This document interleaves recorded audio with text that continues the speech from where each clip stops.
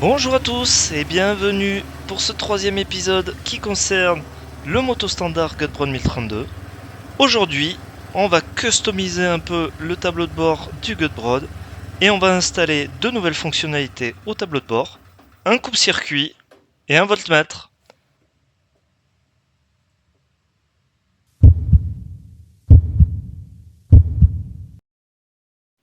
Allez, c'est parti, on rentre directement dans le vif du sujet. Donc le coupe-circuit, le voilà.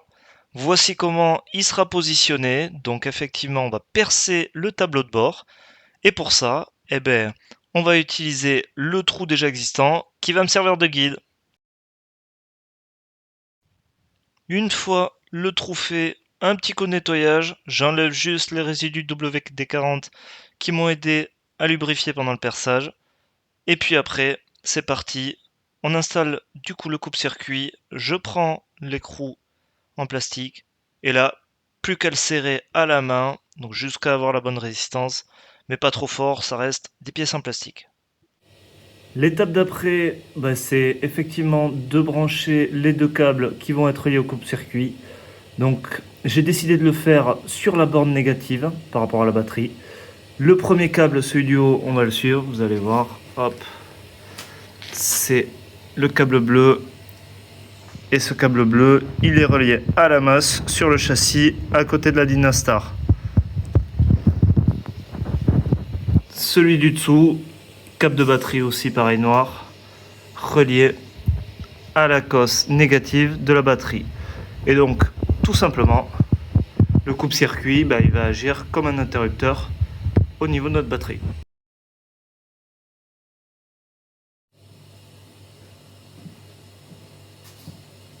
Toujours pareil, ce tracteur va être entreposé dans les bois, donc il faudrait qu'on sache quand est-ce qu'on démonte la batterie pour avoir la recharger. Donc on va installer un voltmètre. On va le mettre ici, par là, et on va le relier à cet interrupteur évidemment pour qu'il ne fonctionne pas en continu et qu'on puisse juste avoir la donnée quand on a besoin de l'avoir et quand le tracteur est à l'arrêt, que ce voltmètre soit bien éteint et justement ne pompe pas sur la batterie.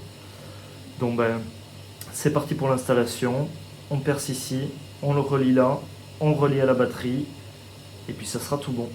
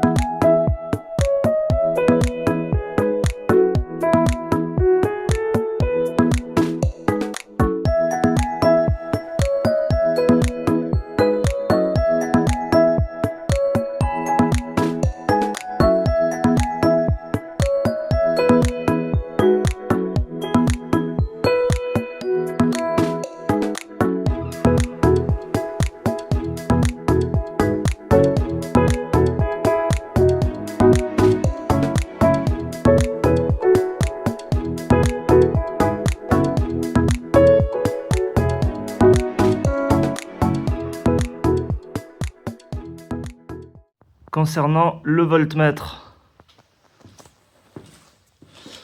du coup, cosse positive de la batterie sur la cosse, identifier plus du voltmètre.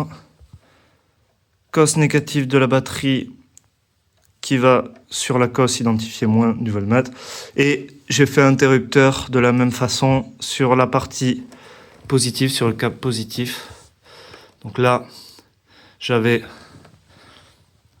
un interrupteur simple qui me servait plus. C'était l'inverseur d'origine du tracteur, mais j'en ai plus besoin. Et donc, tout simplement, ça me permet de ne pas utiliser et de ne pas bouffer la batterie avec l'utilisation du voltmètre en continu. Tout est installé, donc maintenant, moment de vérité. Je mets la clé. Donc là, j'ai pas de contact, c'est normal, j'ai pas mis le coupe-circuit. Ok, donc ça fonctionne. Et alors le voltmètre, normalement là, effectivement, il est éteint. Et si j'allume, eh ben ça fonctionne. 12,2, c'est parfait. Allez, une des dernières étapes de cette révision. J'ai 2 clignotants à l'arrière, ça pas de souci. Et à l'avant, 0. Sur la gauche, je sais déjà que c'est l'ampoule. Sur la droite, ça, c'est absolument pas normal. Donc on va le refaire. On va retirer le câble et on va refaire tout ça proprement.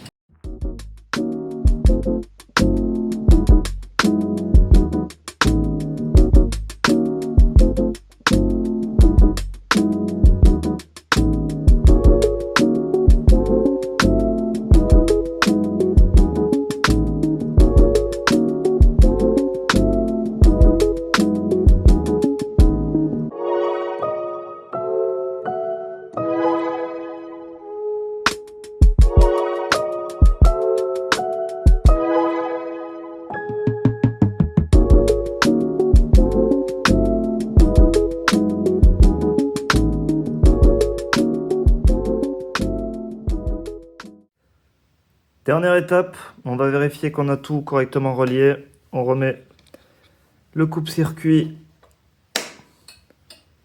on déclenche clignotant.